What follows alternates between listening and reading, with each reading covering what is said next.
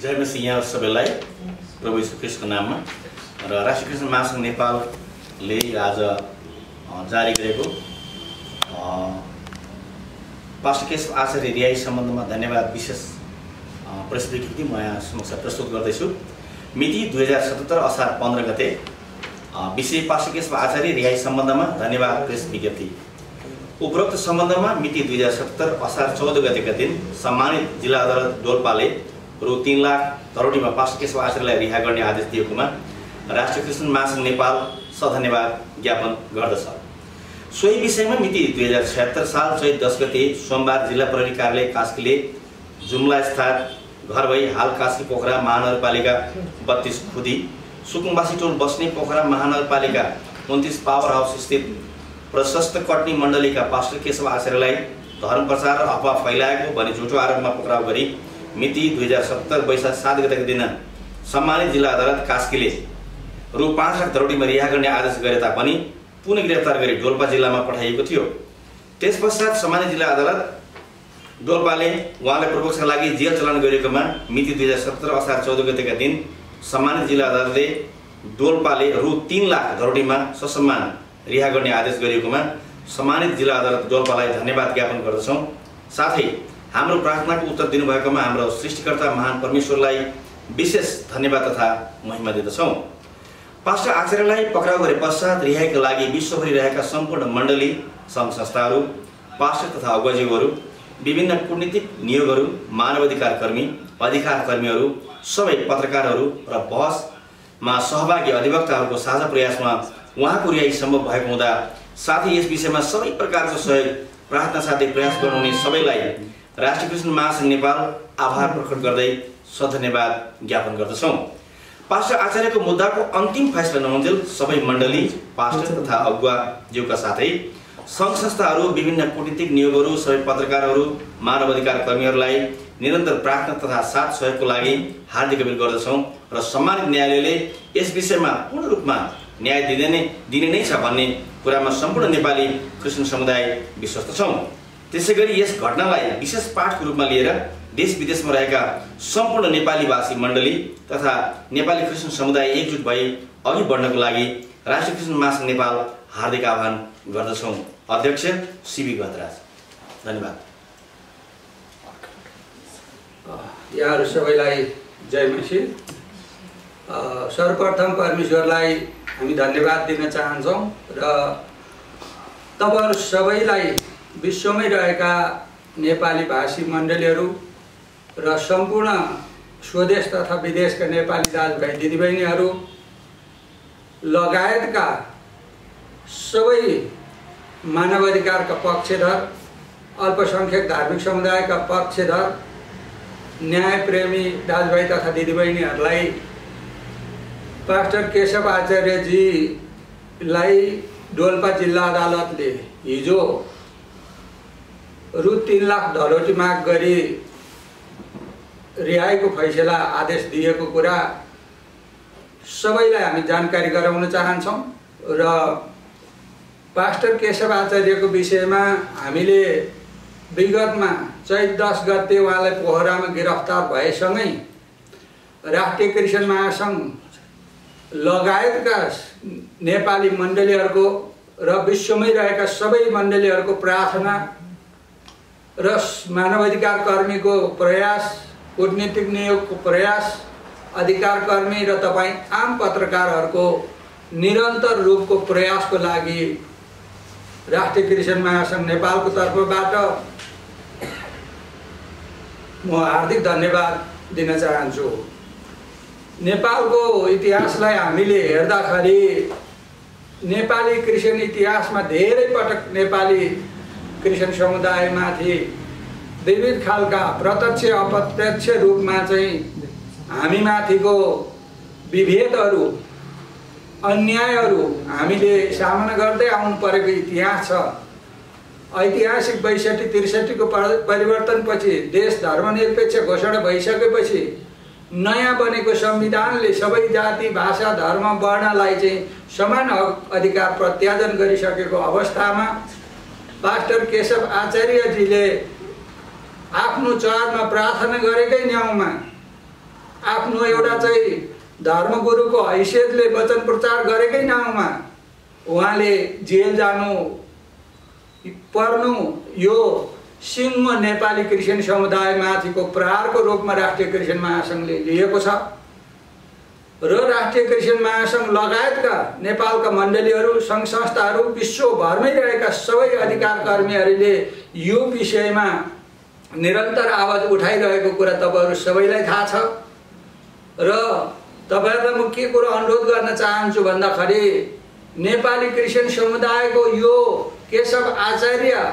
एउटा भिक्टिम मात्रै केशव आचार्य हो हामीले पटक पटक भन्दै आएको छौं यो सिङ्गो क्रिस्चियन समुदायमाथिको प्रहार हो यो अल्पसंख्यक धार्मिक समुदायमाथिको यो प्रहार हो यो संविधानको भावना विपरीत छ धर्मनिरपेक्षताको भावना विपरीत छ र यसले कुनै पनि यो देशलाई हित गर्दैन भनेर हामीले निरन्तर भनेर आइरहेका छौं र म तपाईहरुलाई के कुरा अनुरोध गर्न चाहन्छु भन्दाखेरि राष्ट्रिय क्रिस्चियन महासंघले यो हामीले औपचारिक स्वदेश तथा विदेशका सम्पूर्ण दाजुभाइ दिदीबहिनीहरूलाई हामीले जानकारी गराउनु नै हाम्रो कर्तव्य हो थियो र महासंघको हैसियतले हामी के भन्न चाहन्छौं भन्दाखेरि केशव आचार्य जी चाहिँ क्रिस्चियन समुदायको एउटा पात्र भएको र उहाँ प्रतिनिधि भएको र उहाँ चाहिँ क्रिस्चियन समुदायमाथिकै यो प्रहार भएकोले यो सबै नेपाली क्रिस्चियन समुदायको चाहिँ चासोको विषय र सरकारको विषय भएको हुँदाखेरि यहाँ यो यसले गर्दाखेरि यो रिहाई भयो उसले गर्दाखेरि रिहाई भयो भनेर कुनै पनि व्यक्तिगत सङ्घ संस्थाले जस लिन जरुरी छैन। यहाँ सम्पूर्ण विश्वमै रहेका अधिकार कर्मीहरू मानव अधिकारका पक्षधर सबैको अल्पसंख्यकको धार्मिक समुदायको पक्षधर सबैको चासो र प्रयासहरूले चाहिँ यो सम्भव भएको कुरा म जानकारी गराउन चाहन्छु र जतिजनाले यसमा मानवाधिकार संस्थाको तर्फबाट अधिकार कर्मीको तर्फबाट पत्रकारिताको तर्फबाट र जस्तो कानुनी क्षेत्रबाट सबै क्षेत्रबाट जुन प्रयासहरू भयो र जुन कानुनी क्षेत्रबाट अधिवक्ताको रूपमा जसरी चाहिँ वकालत गर्ने भूमिका खेल्नुभयो उहाँहरू सबैलाई हामीले धन्यवाद दिनुपर्दछ र म के कुरा अनुरोध गर्न चाहन्छु सबैलाई भन्दाखेरि यस्तो खालको संवेदनशील कुरोमा यो मुद्दा पूर्ण रूपले किनारा लागि नसकेको जस्तो पोखरा जिल्ला अदालतमा पनि यो भन्दा पहिला नै 5,000 लाख रुपैयाँ चाहिँ धरौटी माग गरिसकेको र सोही विषयमा फेरि डोल्पा जिल्ला अदालतले चाहिँ 3 लाख चाहिँ धरौटी माग गरेको अवस्थामा यसको विषयमा कानुनी प्रयासहरू उपचारहरू हामी सबै मिलेर गर्नुपर्छ गर्नेछौँ।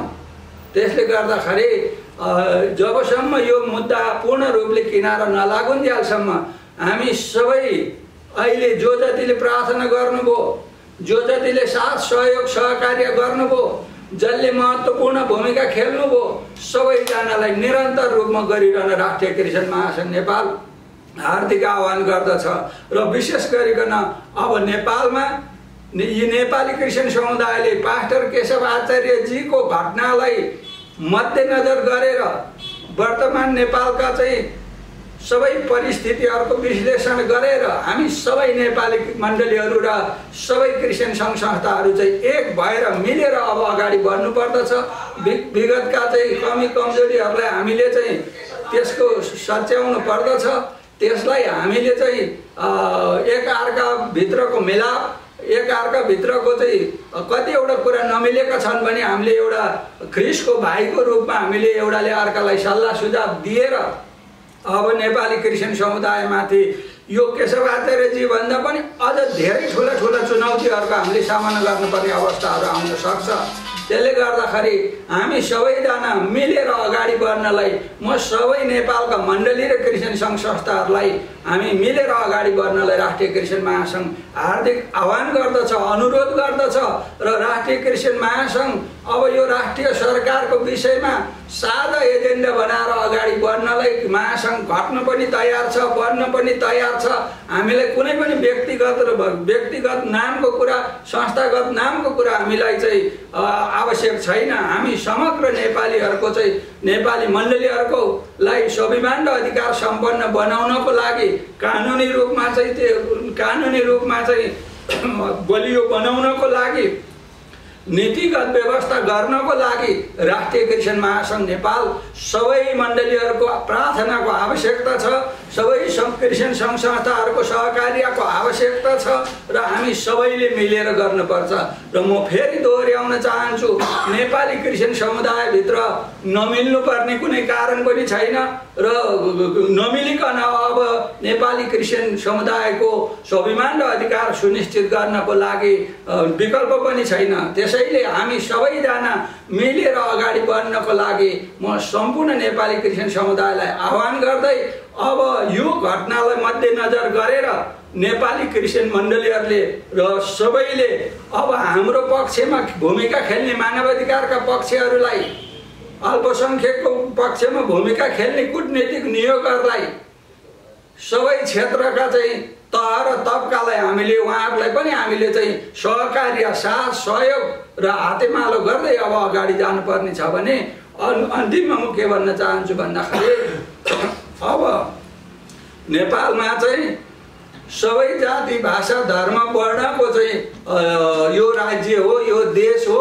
र नेपालभित्र रहेका सबै धर्मावलम्बीहरूको चाहिँ साझा एउटा फुलबारी भएको हुँदा हामीले एउटा धार्मिकले समुदायले अर्को धार्मिक समुदायलाई सम्मान गर्नुपर्छ, आदर गर्नुपर्छ, प्रेम गर्नुपर्छ र हामी सबै मिलेर एउटा चाहिँ सबैले आफ्नो आफ्नो धर्मको अभ्यास गर्ने, संरक्षण गर्ने र त्यसका चाहिँ तपाईँको चाहिँ संरक्षण गर्ने चाहिँ सबै धार्मिक समुदायले पाउनुपर्छ। त्यसको लागि पनि म हार्दिक अनुरोध गर्दछु। अन्तमा म यहाँ फेरि पनि सबैलाई के भन्न चाहन्छु भन्दा पहिलो विश्वमै रहेका नेपाली भाषी चहल मात्रै नभएर संसारभरिका मण्डलीहरूले पास्टर केशव आचार्यजीको निम्ति प्रार्थना गरेको निरन्तर गरिरहनु भएको छ र उहाँहरूलाई धन्यवाद भन्न चाहन्छु र अझै बढी चाहिँ प्रार्थनाको अब नेपालको लागि जरुरी छ। त्यसै गरी दोस्रो चाहिँ जति पनि मानवाधिकारको क्षेत्रबाट योगदान पुर्याउने सबै मानवाधिकार कर्मीहरूलाई म चाहिँ हृदयदेखि नै धन्यवाद दिन चाहन्छु र कूटनीतिक नियोगहरूलाई, राजनीतिक दल जसले यसमा भूमिका खेल्नुभयो, पत्रकार मित्रहरू, अधिकार कर्मीहरू र सबै निकायका चाहिँ धार्मिक समुदायको पक्षमा अथवा यो केशव आचार्यको रिहाईको पक्षमा चाहिँ भूमिका खेल्नुभयो महासङ्घको तर्फबाट म हृदयदेखि धन्यवाद दिन चाहन्छु र सम्मानित जिल्ला अदालत डोल्पालाई म धन्यवाद दिन चाहन्छु। उहाँले नेपाली क्रिस्चियनको पक्षमा आंशिक न्याय गरिदिनु भएको छ र अब हामी विश्वास गर्छौँ र सम्पूर्ण नेपाली क्रिस्चियन समुदायले आशा गरेका छौँ अब पूर्ण रूपले चाहिँ पास्टर केशव आचार्यजीले यो मुद्दाबाट चाहिँ उहाँले सफाई पाउनुहुनेछ भन्ने हामीले विश्वास लिएका छौँ र आउने दिनमा हामी सबैसँग सहकार्य गरेर सबै जो जति सङ्घ संस्थाले भूमिका खेल्नुभयो, प्रार्थना गर्नेले प्रार्थना गर्नुभयो, रुपियाँ पैसा दिनेले रुपियाँ पैसा दिनुभयो, बोल्नेले बोल्नुभयो र त्यहाँ गएर चाहिँ आफ्नो आवाजहरू उठाउनेले उठाउनुभयो, वकालत गर्नेले वकालत गर्नुभयो। सबै क्षेत्रलाई म चाहिँ राष्ट्रिय क्रिस्चियन महासङ्घको तर्फबाट म हृदयदेखि धन्यवाद भन्न चाहन्छु र यो रिहाईको जस सिङ्गो नेपाली क्रिस्चियन समुदायले र सबै मानवाधिकार कर्मीले र सबै अधिकार कर्मीले, पत्रकार मित्रहरूले यो सबैको साझा प्रयासले यो भएको छ। कुनै पनि व्यक्ति, कुनै पनि संस्थाले यसको लागि चाहिँ घमण्ड गर्न जरुरी छैन। हामी सबैको प्रयास, हामी सबैको चाहिँ प्रार्थनाको यो उत्तर हो र हामी सबै मिलेर जसले यसमा भूमिका खेल्नुभयो हामी उहाँहरूलाई आभार प्रकट गर्न चाहन्छौँ र आउने दिनमा पनि हामी सहकार्य गर्न चाहन्छौँ। धन्यवाद छ। जय मसी तपाईँ। अध्यक्ष सिबी गहराजी, यो वास्तवमा अझै प्रश्न पारिदिनुहोस्, कतिखेर कहिले उहाँ चाहिँ रिहाई हुनुभयो र यसको पछाडि चाहिँ राष्ट्रिय क्रिस्चियन महासङ्घले कस्तो खालको भूमिका खेल्यो? योभन्दा पहिला पनि एनसिएस सही म आफै पनि पोखरा जिल्ला प्रहरीकारले पोखरा पुगेका थिएँ उहाँको रिहाईको लागि, अथवा यस सम्बन्धमा बुझ्नको निम्ति एनसिएसको पदाधिकारी सही र पछिल्लो समय तपाईँलाई पनि थाहा छ बन्दी प्रस्तुतीकरण मुद्दामा के अरे सर्वोच्च अदालतमा एनसिएसले एउटा रिट दायर गर्यो, पछि त्यो खारिज पनि गर्यो। यसले खारिज गर्नुको कारण के थियो भने जिल्ला अदालत डोल्पालले चाहिँ अहिले यो मुद्दा हेरिराखेको खण्डमा चाहिँ हामीले चाहिँ यो सन्दर्भमा बोल्न मिल्दैन भनेर पछि सर्वोच्च अदालत त्यसरी चाहिँ त्यो मुद्दा चाहिँ खारिज गरेको देखिन्छ। खालि उहाँ चाहिँ रिहाई भइसक्नुभयो, कसरी हुनुभयो, यसको लागि महासङ्घको योगदान के? एकदम धन्यवाद छ प्रश्नको लागि। पहिला कुरो तपाईँहरू सबैलाई धन्यवाद छ। पहिला कुरो के हो भन्दा पास्टर केशव आचार्यजी चैतको 10 गते कास्की जिल्ला प्रहरी कार्यालयले उहाँलाई छापामार शैलीमा गिरफ्तार गर्यो। गिरफ्तार गरिसकेपछि त्यो दुर्भाग्य भनौँ त्यसको भोलिपल्ट 11 गतेदेखि लकडाउन सुरु भयो र देशको परिस्थिति झन् जटिल र असहज परिस्थिति देशमा सिर्जना भयो।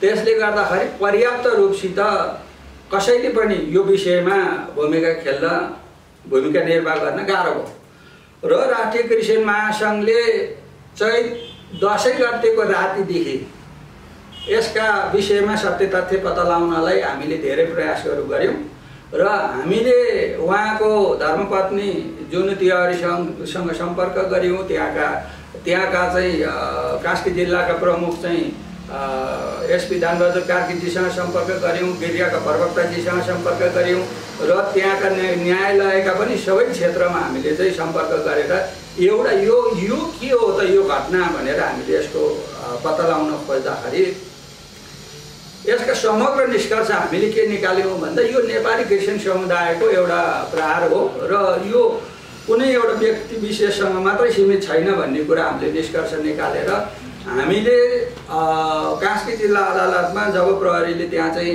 यो केस बुझाइसकेपछि हामीले त्यहाँ एकजना वकिल राख्यौँ र त्यहाँ एकजना वकिल राखेर हामीले त्यहाँ चाहिँ निरन्तर रूपमा त्यसको चाहिँ कानुनी उपचारको लागि हामीले निरन्तर लाग्यौँ। यो महासङ्घको तर्फबाट भन्ने कुरा तपाईँलाई म स्पष्ट गराउन चाहन्छु र मैले तपाईँलाई यो विषयमा के कुरा भन्न चाहन्छु भन्दा अघि नै पनि मैले भने यो सिङ्गो नेपाली क्रिस्चियन समुदायमाथिको प्रहार भएको कारणले केशव आचार्यजीको गिरफ्तारी चाहिँ सिङ्गो नेपाली क्रिस्चियन समुदायलाई चोट लागेको थियो र विश्वभर नै त्यहाँ चाहिँ त्यसको रातिदेखि नै प्रार्थना गर्ने अभियान सुरु भयो र धेरैजना जस्तो केशव आचार्यको धर्मपतिलाई भेट्न जान कति जानुभयो, कति त्यहाँ जेलमा भेट्न जानुभयो, कतिले प्रार्थना गर्नुभयो, कतिले सबै ठाउँ फोन गर्नुभयो। प्रयासका प्रकृतिहरू फरक भए। म सबै संस्थाको नाम लिन यहाँ चाहन्न किनभने सबैले आफ्नो तर्फबाट गरे। त्यहाँ किन भन्दाखेरि त्यहाँ मन्त्रीलाई चिन्नेले मन्त्रीलाई गर भने, सिडिओलाई चिन्नेले सिडिओलाई गर भने, यहाँ कसैले पनि व्यक्तिगत रूपले चाहिँ मैले यो गरेँ त्यो गरेँ भन्नु जरुरी छैन। समग्र रूपमा हामीले महासङ्घको तर्फबाट हामीले खेल्नुपर्ने भूमिका हामीले कमी गरेनौँ। र दोस्रो कुरो कास्की जिल्ला अदालतले चाहिँ जब त्यहाँ 5 लाख रुपियाँ धरौटी माग गर्यो, धरौटी माग गरिसकेपछि फेरि कास्की जिल्ला प्रहरीले गैर कानुनी ढङ्गसित उहाँलाई अदालतको रिहाईको साथसाथै उहाँलाई चाहिँ गिरफ्तार गरेर डोल्पा पठाउने काम गर्यो। डोल्पा पठाउने काम गरिसकेपछि हामीले के भन्यौँ भने यो आम नेपाली क्रिस्चियन समुदायले बुझ्न जरुरी छ यो कुरा। हामीले के भन्यौँ भनेदेखि त्यो ढलोटी अहिले त्यहाँ नराखेर हामी चाहिँ उच्च अदालत जानुपर्दछ। उच्च अदालत गइयो भनेदेखि चाहिँ एउटै मुद्दामा एउटै व्यक्तिलाई चाहिँ 2-3वटा मुद्दा लगाउन पाइँदैन। त्यो कानुनी प्रावधानमा व्यवस्था भएका कुरा हुन्। त्यसले गर्दाखेरि कास्कीको पनि एउटै उच्च अदालतमै झिकाइ पाऊँ र डोल्पाको पनि उच्च अदालतमै झिकाइ पाऊँ भनेर समग्र रूपले हामीले उहाँ पोखरामा हुँदैखेरि हामीले चाहिँ के गर्नु पर्थ्यो भन्दाखेरि उच्च अदालतमा जानु पर्थ्यो दुईटै मुद्दाको लागि। तर यहाँ हामीलाई थाहा नदिकन केही साथीहरू रातारात गएर चाहिँ ढलोटी बुझाएर सर्वोच्चमा जानु भएछ। मलाई लाग्छ सर्वोच्चमा मैले अस्ति पनि धेरै ठाउँ मैले मिडियामा भनिसकेको छु, सर्वोच्चमा जानु भनेको पहिलो कुरो त एउटा कानुनी प्रक्रिया पनि त्यो व्यवहारिक छैन। त्यो एउटा हामीले गऱ्यौँ है भनेर देखाउन त भयो, तर त्यसको परिणाम त नेपाली क्रिस्चियन समुदायको माथि झन् उल्टै र झन् चाहिँ त्यसको परिणाम त क्रिस्चियन समुदायको माथि प्रहार भयो त। संविधानमा यस्तो व्यवस्था छैन भनेर मुद्दै खारिज गरिदियो भनेपछि अब मैले तपाईँलाई प्रश्न के बनाउँछु भन्दाखेरि डोल्पा जब उहाँलाई लगिसकेपछि हामीले के गर्यौँ भन्दा डोल्पामै निरन्तर रूपले त्यहाँका चाहिँ सबै हामीले त्यहाँ वकिल राख्यौँ वकिलसँग सम्पर्क गऱ्यौँ, त्यहाँका प्रहरीसँग सम्पर्क गऱ्यौँ, सबै खालका हाम्रो एक्सर्साइजहरू हामीले गरि नै रह्यौँ। र मलाई लाग्छ यहाँ धेरै सङ्घ संस्थाले गरेका छन्, मानवाधिकार संस्थाले गरेका छ। यहाँनिर हेर्नुहोस्, उहाँहरूले प्रयास, धेरै ठुलो प्रयासहरू गर्नुभएको छ। यहाँ यसले गर्यो त्यसले गर्यो भनेर व्यक्तिगत नाम लिन जरुरी छैन। यो हार पनि क्रिस्चियन समुदायको हुन्थ्यो, जित पनि क्रिस्चियन समुदायको हो, समग्र क्रिस्चियन समुदायसँग जोडिएको कुरो भएको हुनाले त्यसले गर्दाखेरि हामीले डोल्पामा के गर्यौँ भन्दा हामीले आफ्नो तर्फबाट कानुनी उपचारहरू प्रशस्त गऱ्यौँ। तर त्यहाँ कानुनका विज्ञहरूसँग हामीले सल्लाह र परामर्श गर्दाखेरि यो अदालतमा भएको केस विचाराधीन भएको हुनाले तपाईहरूले मिडियामा चाहिँ यो गर्दैछौँ त्यो गर्दैछौँ नभन्नुहोस्, किन भन्दा यो वकिलले बहस गर्ने हो, अदालतले न्याय गर्ने हो र यो मुद्दै प्रभावित हुन सक्ने भएको हुँदा तपाईहरूले चाहिँ यो विषयमा चाहिँ हल्लखल्ल नगर्नुहोस् भन्ने उहाँहरूको सुझाव आयो। आइसकेपछि हामीलाई ठिकै लाग्यो। त्यसपछि हामीले चाहिँ सूक्ष्म गतिले हाम्रो कामहरू गरि नै रह्यौँ र राष्ट्रिय क्रिस्चियन महासङ्घ नेपाललाई हामीले त्यत्तिकै हचुवाको भरले गरेका छैनौँ। उहाँको धर्मपत्नी पास्टर केशव आचार्यको धर्मपत्नी जुनु तिवारीले सही गरेर चाहिँ राष्ट्रिय क्रिस्चियन महासङ्घ नेपाललाई अनुरोध गर्नु भएको छ, यो मुद्दामा लागिदिनु पर्यो, यो मुद्दामा चाहिँ महासङ्घले चाहिँ हेरिदिनु पर्यो भनेर उहाँले हामीलाई हस्ताक्षर सहितको चाहिँ निवेदन दिनुभएको छ। एनसिएसले मुद्दा हेरिरहँदाखेरि उहाँले महासङ्घलाई त्यो अनुरोध किन गर्नुभएको छ? हो, मैले त्यो कुरो मलाई यो चाहिँ उहाँलाई सोध्नु पर्यो, किनभने किन गर्नुभयो तपाईँले भन्नु पर्यो। दोस्रो कुरो चाहिँ के हो भन्दा हो नि त, त्यो त उहाँसँग सम्बन्धित कुरा हो नि, त्यो किन गर्नुभयो कसो गर्नुभयो भन्ने कुरा चाहिँ उहाँलाई सोध्नु पर्यो। तर वास्तविक कुरो चाहिँ के हो भन्दाखेरि महासङ्घले सुरुदेखि नै गरिरहेकै थियो र महासङ्घले सुरुदेखि गरिरहेकै थियो र सुरुकै दिनदेखि म आफै स्वयंसँग हाम्रो चाहिँ 6 नम्बर प्रदेशका प्रमुख चाहिँ हाम्रो चाहिँ पास्टर पदम गैरीजी लगायतसँग चाहिँ हाम्रो निरन्तर रूपले चाहिँ यो मुद्दाको विषय हाम्रो कुराकानी भइ नै रहेको थियो र उहाँले लिखित निवेदन दिइसकेपछि हामीले सबै कुराहरू चाहिँ आह्वान गऱ्यौँ। सबै कुराहरू चाहिँ हामीले चाहिँ आफ्ना प्रक्रिया प्रयासहरू हामीले गऱ्यौँ र मैले यो अघि नै पनि दोहोऱ्याएर भनिसकेँ, किन भन्दाखेरि यसको कसले गर्यो भन्दाखेरि त्यहाँ जसले बहस गर्यो उसैले गर्यो। देखिने काम त वकिलले बहस गर्यो, अदालतले फैसला गरे, यहाँ त कसले मैले गरेँ भन्नै परेको छैन यहाँनिर। हो कि तपाईँहरूले सरल भाषामा बुझ्ने कुरा चाहिँ वकिलले कानुनी रूपमा चाहिँ बहस गरे, अदालतले चाहिँ फैसला गरे, यो काम यसको मतलब सिङ्गो नेपाली क्रिस्चियन समुदायले गर्यो र सबै क्रिस्चियन संस्थाले गरे र मैले दोहोऱ्याएर भने महत्त्वपूर्ण चाहिँ मानवाधिकार संस्थाहरूले गरेका छन्। यहाँनिर मानवाधिकार संस्थाहरूले चाहिँ आफ्नो भूमिका खेलेका छन्। त्यो कुरो गरेको कुरालाई हामीले कन्फ्युज गर्न जरुरी छैन। जसले जे गरे हो त्यो त हामीले भन्नु पर्यो नि त। मानवाधिकारको क्षेत्रबाट पहल भएको छ, सबै जस्तो मिडियाकै क्षेत्रबाट पनि तपाईँहरूले निरन्तर सुरुकै दिनदेखि जुन आवाजहरू उठाइरहनु भएको छ, तपाईँहरूले पनि प्रयास गर्नु भएको छ। यसको मतलब यो तपाईँको चाहिँ यो मैले गर्दा भयो भन्ने कुरो होइन। यो सबैको प्रयासले,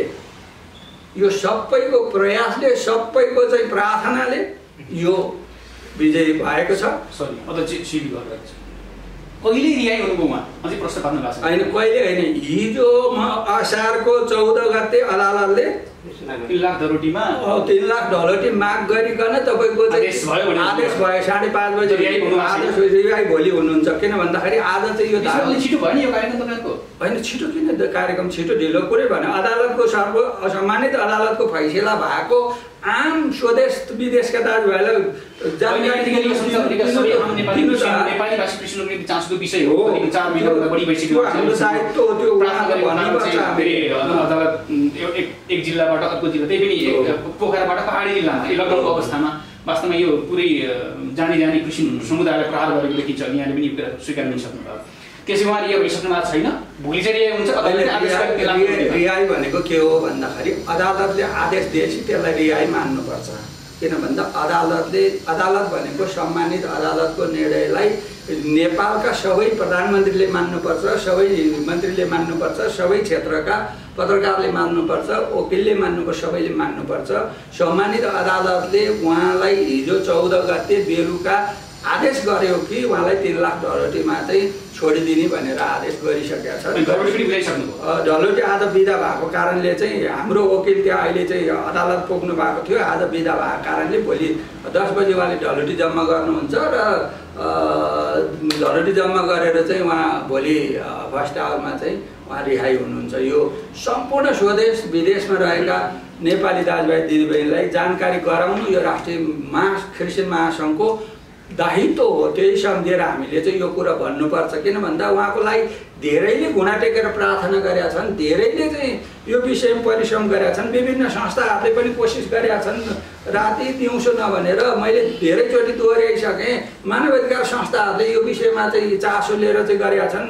कूटनीतिक नियोगहरूले यो विषयमा चाहिँ यो मानवाधिकारको उल्लङ्घन भयो, यो चाहिँ अन्याय भयो भनेर चाहिँ गरेका छन्। त्यसले गर्दाखेरि यो जानकारी म सम्पूर्ण स्वदेश तथा विदेशमा रहेका हाम्रो दाजुभाइ दिदीबहिनीहरूलाई म गराउन चाहन्छु। यस पछाडि केशव आचार्य रिहाई भइसके पछाडि काठमाडौँ उहाँलाई बोलाएर अथवा राष्ट्रिय क्रिस्चियन महासङ्घले कुनै धन्यवाद त्यस्तो कार्यक्रम योभन्दा पहिला पनि आयोजना गरिराखेका त्यस्तो कुनै यहाँले सोच्नु भएको छ कि? होइन, पहिला कुरो त उहाँलाई निक्लिन दिउँ, पहिला कुरो उहाँलाई निक्लिन दिउँ। निक्लिएर दिइसकेपछि हाम्रो उहाँसँग कुराकानी हुन्छ। यहाँ अरू गर्ने सङ्घ संस्थाहरूसँग पनि हाम्रो कुराकानी हुन्छ होइन। यो त कस्तो मैले अघि नै भने, यो कुनै एउटा व्यक्तिले जस लिनु जरुरी छैन। कुनै एउटा संस्थाले मैले गरेँ भनेर यहाँ तपाईँको चाहिँ सिङ ठड्याउनु पर्ने जरुरी छैन। यो हार्दा नि समुदाय हार्छ, जित्दा नि समुदाय जित्छ।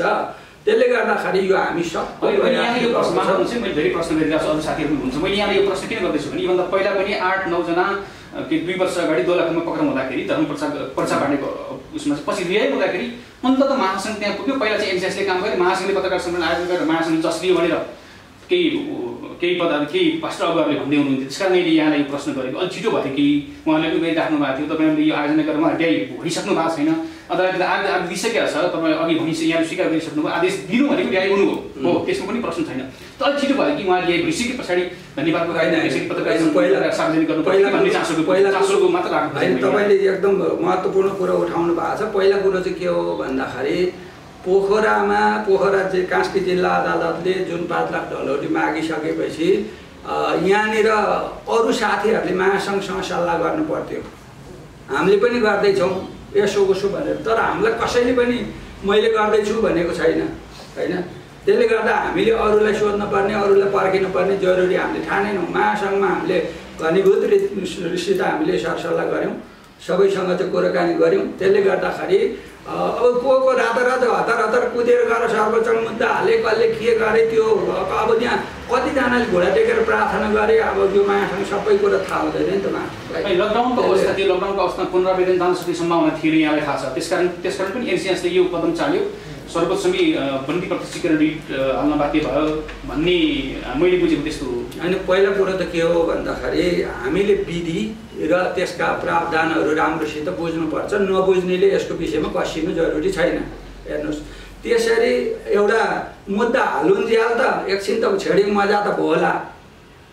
हामीले उहाँ क्षेत्रीय अदालत जान सकिएन, यहीँ नजिक भयो यहीँ हालिदिउँ भनेर अदालत अगाडि बसेर फोटो खिच्दा नि मजै भयो होला। तर परिणाम नेपाली क्रिस्चियन समुदायको टाउकामाथि प्रहार भयो नि त्यसको जस कसले लिन्छ, त्यसको जवाब कसले दिने? यस्तै हो भने हामी खोज्छौँ यहाँ नेपाली क्रिस्चियन समुदायमाथि असर पर्छ कि नजिक बस्दैन। तपाईँको अब नेपाली क्रिस्चियन सर्वोच्च अदालतको सुप्रिम कोर्टको फैसला भने त सारा कुराको नजिर हुन्छ। त्यो नजिरले अर्को फैसलालाई प्रभाव पार्छ। वकिलहरूसँग हाम्रो छलफल भइरहेको छ, त्यहाँ के भयो सबै कुरा हामीले बुझेर गरेका छौँ। र तपाईँलाई मैले सम्पूर्ण नेपाली दाजुभाइ दिदीबहिनीलाई के भन्न म चाहन्छु भन्दाखेरि साझा विषयमा साझै तरिकाले गरौँ। सबैको यो हामीले यो घमण्ड गर्नु जरुरी छैन।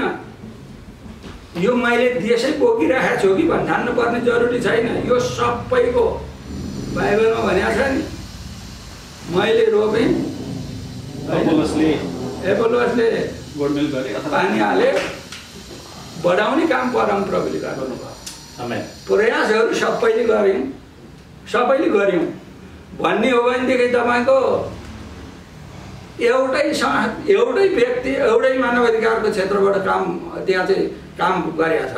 बहस गर्ने भन्ने हो भने एउटै वकिलले गरेका छ।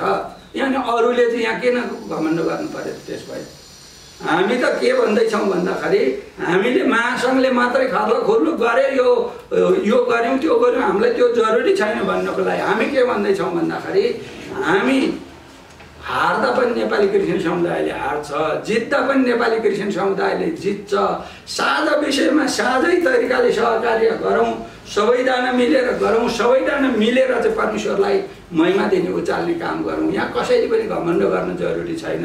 यो तेरो मेरो तैँले गरे मैले गरे भनेर नाक खोलाउनु पर्ने जरुरी छैन। महासङ्घको कुरा सुन्दाखेरि महासङ्घको कुरा ठिक लाग्छ, एनसिएसको कुरा गर्दै एनसिएसकै कुरा ठिक लाग्छ, एफएनसिएन के अरे एनसिएफ नेपालको कुरा गर्दै उहाँहरू पनि यस्तै कुरा गर्नुहुन्छ। तर यहाँ कुरा सिङ्गो क्रिस्चियन समुदायले एकदम यो गुमराहमा छ कि अहिलेसम्म चाहिँ मैले बुझेको होइन। तपाईँले सबै तपाईँको कुरा सुन्दा एकदम ठिक छ, एनसिएसै बेठीको भन्ने लाग्छ, एनसिएस गर्दाखेरि महासङ्घै बेठीको जस्तो लाग्छ। त्यसैले एनसिएफको कुरा सुन्दाखेरि अरू बेठीको भन्ने लाग्छ। हामी मिडियाहरूलाई पनि यो अलि आइडेन्टिफाई गर्न अलिक गाह्रै भइसक्यो। तपाईँले यहाँनिर क्वेसन चाहिँ तपाईँले अलिकति ध्यान नपुर्याएको जस्तो किन लाग्यो भन्दाखेरि अहिलेको मानिसहरू भनेको नागरिकहरू भनेको सचेत छन्। अहिलेको मानिसहरू भनेको के छ भन्दा बुद्धिजीवी छन्। अहिलेको पत्रकारहरू भनेको तपाईँको धेरै उच्च सोच विचार र बौद्धिकहरू छन्। जसले जे भने त्यही पत्याएर चाहिँ वाह भनेर ताली पिट्ने यहाँ कोही पनि छैन। चना चटपटे बेचेर बस्दै गरेको दिदीले उहाँ मोबाइलमा देखाएर भन्दै थिइन् यो पास्टर कहिले लिया हुन्छ अरे, तपाईँलाई टिभीमा देखाएको थियो भनेर भन्दैछ। अहिले तल्लो लेभलको मान्छेहरूको चासो सबै कुराहरू भइरहेको छ। त्यसले गर्दा तपाईँलाई म के चाहिँ भन्न चाहन्छु भन्दाखेरि महासङ्घले गरेको कुरो ठिक छ होइन कि बेठिक कुरालाई यो चाहिँ बेठिक हो भन्नु पऱ्यो। तपाईँहरूले अर्काले बेठिक कुरा गऱ्यो भने यो चाहिँ बेठिक कुरा गरे अब भन्नु पऱ्यो। चरीकोटको केसमै पनि हाम्रो वरिष्ठ सभाध्यक्ष चाहिँ डाक्टर फिलोमन लगायतका हामी 9-10 जनाको टिम गएर त्यहाँ चाहिँ हामीले गर्ने प्रयासहरू गऱ्यौँ। त्यतिखेरको तत्कालीन गृहमन्त्री चाहिँ मान्य शक्ति बस्नेतज्यूलाई हामी चाहिँ 20-25 जना टोली गएर मिडियाकै अगाडि उहाँले सिधै त्यहाँका चाहिँ डिएसपीलाई चाहिँ फोन गरेर चाहिँ छर्लङ्ग कुरा गरेको त्यो हिमालयन टिभीले त यी गृहमन्त्रीबाट डाइरेक्ट यसरी क्रिस्चियनहरूको संरक्षण भनेर हाइलाइटै गर्यो। हामीले गरेको काम त कहीँ लुकेकै छैन, कहीँनिर छिपेकै छैन। हामीले नगरेको कामलाई भन्नुपर्ने जरुरी पनि छैन।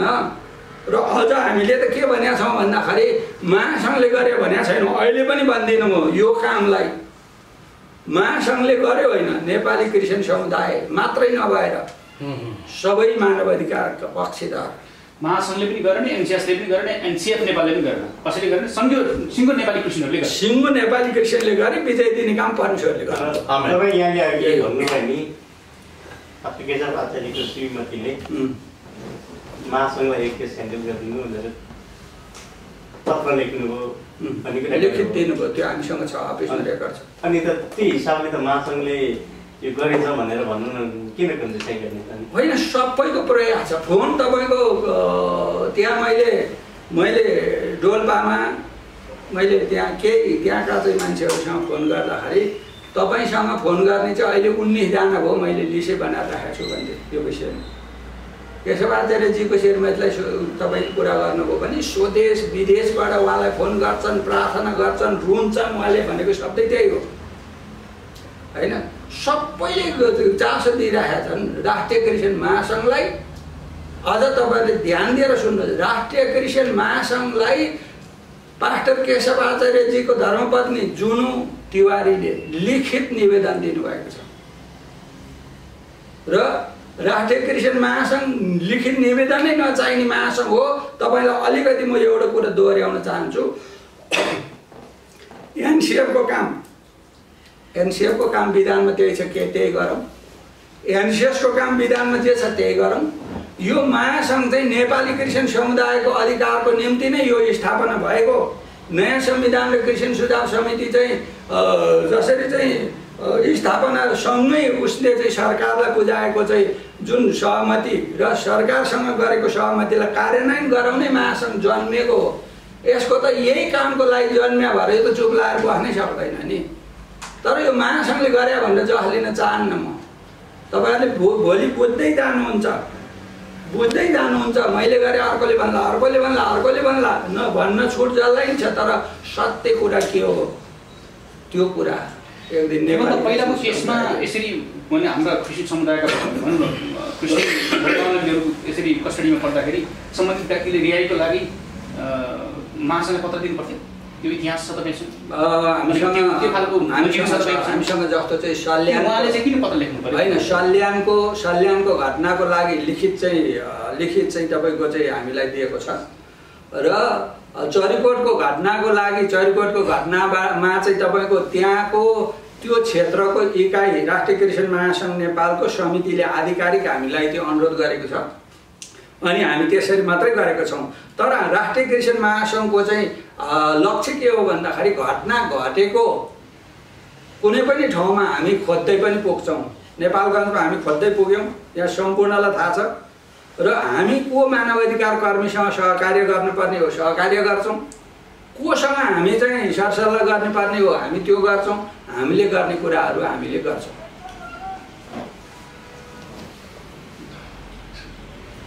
महासङ्घले एउटा प्रश्न चाहिँ हजुर अब यो कति हुन्छ यो समय सोध्नु उपयुक्त होला कि नहोला। महासङ्घको एउटा भर्सले के हुन्छ भन्दाखेरि हामी 24 घन्टाभित्र कुनै पनि थुनेका मान्छेलाई पहल गर्ने र थुन्ने भनेर कुनै एउटा कार्यक्रममा स्वयं अध्यक्षले बोल्नुभएको थियो। अब यो अवस्था पनि अब जटिलै थियो, लकडाउन थियो। यस भर्समा तपाईँ के भन्नुहुन्छ? यो राष्ट्रिय कृषि महासङ्घले मैले यसको विषयमा सुरुमै भने चैत 10 गते उहाँलाई बेलुका गिरफ्तार भयो। गिरफ्तार भएको 24 घन्टा होइन 3 घन्टाभित्र यो विषय मका आइपुग्यो। मैले त्यहाँका सम्बन्धित प्रहरीसँग सम्पर्क गरेँ। उहाँलाई हो यसरी गिरफ्तार गरिएको छ यसो हो भन्नुभयो। मैले भोलिपल्ट बिहानै उहाँको धर्मपत्नीसँग धेरै लामो कुराकानी गरेँ र 24 घन्टा होइन हामीले त्यहाँ चाहिँ 10 घन्टा पनि नबित्दै हाम्रो तर्फबाट कानुनका व्यक्ति लयरलाई हामीले त्यो सम्बन्धित ठाउँमा हामीले चाहिँ त्यहाँ परिचालन गऱ्यौँ। र त्यहाँ तपाईँले के बुझ्नु पर्यो भन्दा भौतिक उपस्थितिको मात्रै कुरा होइन। मैले अघि नै भने यो विषयमा कोही त्यहाँ पुग्न पनि सक्नुभयो, कसैले प्रार्थना मात्रै गर्नुभयो, कसैले तपाईँको चाहिँ होला 2-4 पैसा भेटी उठाएर दिनुभयो। सबै खालको प्रयास भएको छ नि त। क्रिस्चियन समुदायबाट मात्रै नभएर जो मानवाधिकारको क्षेत्रमा काम गर्नेहरू यो त अन्याय हो भनेर अपराध खटेर लागेका छन् नि त। यहाँ त यो परिणाम आउन सबैको साझा प्रयास छ। त्यसले गर्दाखेरि हामी सबै मिलेर चाहिँ यसमा कुनै कसैले मैले गरेँ भन्नुपर्ने जरुरी छैन। यहाँनिर के हो भन्दाखेरि हामी यति मात्रै चाहन्छौँ पास्टर केशव आचार्यलाई जेलमुक्त र नेपाली क्रिस्चियन समुदायलाई अब यो घटनाबाट सिकेर अब पनि नेपाली क्रिस्चियन समुदायले सिक्दैन भनेदेखि, अब पनि नेपाली क्रिस्चियन समुदायले बुझ्दैन भनेदेखि नेपाली क्रिस्चियन समुदायले धेरै ठुलो मूल्य चुकाउनु पर्ने हुनसक्छ। त्यसले गर्दाखेरि हामी सबैले यो घटनाबाट सिकेर कसले गर्यो कसले गरेन होइन, अब हामी एक भएर अगाडि बढ्नुपर्छ, सहकार्य गर्नुपर्छ। हामीले चाहिँ साझा तपाईँको चाहिँ आवाजहरू उठाउनुपर्छ भन्ने राष्ट्रिय क्रिस्चियन महासङ्घले यो विज्ञप्तिमै हामीले आह्वान गरेका छौँ। त्यो यस्तो अब त योभन्दा पहिला पनि यहाँले गरिराख्नु भएको थियो, तर होइन यहाँहरू समक्ष यो दुईवटा समूह विशेष गरी एनसिएस र एफएनसिएन जसको एउटा हामीले हेर्दाखेरि विधान अनुसार चाहिँ हेर्दाखेरि उद्देश्य पनि एउटै देखिन्छ। यस्तै अवस्थामा चाहिँ पैरवी गर्ने होइन, सरकारसँग समन्वय गर्ने, यस्तो अवस्थामा कृषकहरूलाई कसरी राहत दिन सकिन्छ भन्ने खालको काम गर्ने भन्ने। तर बारम्बार तपाईँको छलफल बहस टेबल टक पनि भयो, तर अन्त तपाईँहरू निष्कर्षमा आइपुग्नु भएको छैन। दुईटा कुरा हो यो विषयमा। पहिला मैले अघि नै सुरुमा के हो भन्दा आफ्नो उद्देश्यमा जे छ हामी त्यसैमा क्रियाशील हौँ, लागौँ र एउटाले अर्कोको उद्देश्यमा साथ दिउँ। त्यसो हो भने यहाँ कुनै पनि कुराको समस्यै छैन। अब यहाँले हामी घट्न पनि तयार छौँ, बढ्न पनि तयार छौँ भनेर भन्नुभयो। त्यसो भए तपाईँ महासङ्घ आफै घट्न पनि तयार छ भन्नुभयो, त्यसपछि घट्न नखोजेको एनसिएस हो त्यसमा होइन? कुरा यसो हो, त्यो घट्ने बढ्ने भन्ने कुरा चाहिँ के हो भन्नुहुन्छ भन्दाखेरि उहाँहरूले कहाँनिर एकता खोज्या हो, उहाँहरू मात्रै भन्ने कुरा होइन। यो त अहिले म तपाईँलाई अर्को कुरा के भन्न चाहन्छु भन्दा अहिले कुनै एउटा दुईवटा संस्थाको मात्रै एकताको जरुरी होइन, यहाँ त समग्र नेपाली क्रिस्चियन समुदायको बृहत एकताको जरुरी छ। यहाँनिर बृहत एकता भनेको के हो भन्दाखेरि तपाईँले देखाए पनि यहाँ संस्था एउटा दुईटा यहाँ हजारौँ संस्थाहरू छन् यहाँ, पहिलो कुरो। दोस्रो कुरो, प्रार्थना गर्ने काम देश विदेशका मण्डलीले गर्नुपर्छ, संस्थाको आफ्नो उद्देश्य अनुसारको काम गर्नुपर्छ। त्यसले गर्दाखेरि मैले ती कुरालाई अगाडि बढाउनको लागि, अगाडि जानको लागि हामीले एकले अर्कालाई एउटा चाहिँ सहकार्य गरेर आफ्नो उद्देश्यमा, अर्काको उद्देश्यमा साथ दिएर जाने हो भने, कसैले कसैलाई ओभरल्याप नगर्ने हो भनेदेखि कुनै कुराको समस्या छैन यहाँनिर। पास्टर केशव आचार्यको अन्तिम प्रश्न यहाँलाई, पास्टर केशव आचार्यको उहाँको पक्राउको विषयलाई लिएर सामाजिक सञ्जालमा क्रिस्चियनहरू नै उहाँप्रति निकै आक्रोशित भएको देखियो। यहाँले पनि त्यो देख्नुभयो होला सोसियल मिडियामा। मैले चाहिँ जिल्ला अदालत जिल्ला प्रहरी कार्यालय काँसी पोखराका प्रवक्ता नगरी अधिकारीज्यूसँग भेट्ने क्रममा उहाँले भन्नुभयो तपाईँकै क्रिस्चियन त्यो फेसबुकमा लेख्ने र उ गर्नेहरूलाई सुनाउनुहोस्, तपाईँहरूको कारणले कति फोन पनि आयो उहाँले पक्राइदिनु पऱ्यो, उहाँले अति गर्नुभयो भनेर फोन पनि आयो, क्रिस्चियनहरूले फोन गरेर भन्नुहुन्थ्यो। यो चाहिँ अलिक गम्भीर विषय भयो त्यस्तो लाग्दैन? पहिला क्रिस्चियनहरू नै आफै एकअर्काप्रति मन मिलेर जानुपर्ने, एकअर्कालाई सहयोग गर्नुपर्ने, एकअर्कालाई क्षमा लेनदेन गर्नुपर्ने ठाउँमा झन् त्यस्ता व्यक्तिहरूलाई चाहिँ है पास्टरले अन्तत हामी सबैलाई थाहा छ, संसारलाई थाहा छ उहाँले प्रार्थना गरेकै कारण उहाँ चाहिँ जेल पर्नुभयो हो। उहाँलाई अपहरण शैलीमा गिरफ्तार गरियो, उहाँको श्रीमतीसँग मैले पनि उहाँ त्यहाँ गएर भेटघाट गर्ने कुरा बुझेँ। हेर्दाखेरि त क्रिस्चियन समुदाय नै उहाँको विपक्षमा उभिएको, केही समुदाय सबै भन्ने मिल्दैन, केही व्यक्तिहरू केही यस्तो हो। पहिलो कुरो त के हो भन्दा सबैजना चर्च जाने मान्छे क्रिस्चियन हो भन्न मिल्दैन। जसले ख्रिस्टलाई धारणा गर्छ त्यसलाई क्रिस्चियन भन्ने हो। र दोस्रो कुरो के हो भन्दाखेरि पास्टर केशव आचार्यजीका केही कमी कमजोरीहरू उहाँका व्यक्तिगत रूपमा, शैली, स्वभाव, तरिकाहरूमा त्यो आन्तरिक कुरा हो। हामीले उहाँलाई सम्झाउनु पर्ने र उहाँलाई हामीले आगामी दिनमा यसरी अगाडि जानुहोस् भन्नुपर्ने कुरा त्यो दोस्रो कुरा हो। तर यो समग्र रूपमा चाहिँ के हो भन्दाखेरि कसले के गर्यो भन्ने कुरातिर पनि म अहिले यो विषयमा टिका टिप्पणी गर्न चाहन्न। क्रिस्चियनै हो, ख्रिस्टकै नाम लिएर गरेछ भने त एक दिन त्यसले त न्याय त प्रभुलाई लेखाएर बुझाउनु पर्छ नि त उसले। त्यसले गर्दाखेरि त्यो कसले के गर्यो भन्नेतिर म तपाईँको अहिले यसको केही टिप्पणी गर्न चाहन्न। म यति मात्रै भन्न चाहन्छु, हामी आउने दिनमा सबैजना मिलेर भोलिका दिनमा दोस्रो केशव आचार्यले जस्तो दोस्रो नेपाली क्रिस्चियनको नाउँमा, नेपाली पास्टर अगुवाको नाउँमा यो अपमान, यो अन्याय बेहोर्न नपरोस्, म यति मात्रै भन्न चाहन्छु।